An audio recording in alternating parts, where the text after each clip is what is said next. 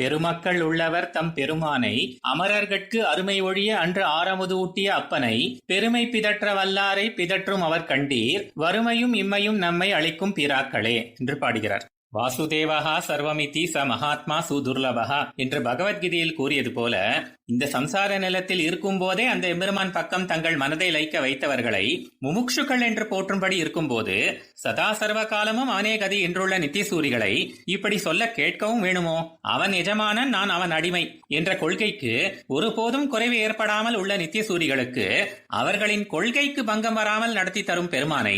மேலும் நம் போல்வோரை காட்டிலும் 4-5 நாள் அதிகமாக சாகாமல் உள்ளதால் அமரர்கள் என்று பெயர் கொண்ட அந்த இந்திராதி தேவர்கள் அசுர பிரகிருதிகளின் கையில் அகப்பட்டு கிடந்த அந்த துர்தசையிலே அவர்களுடைய கீழ்மையெல்லாம் பாழாகும்படியாக தானே அமிர்தமதனம் பண்ணி தானே ஒரு அழகிய பெண்ணுரு கொண்டு அந்த வானவர் அமுதம் உண்ணும்படி செய்த உபகாரகனை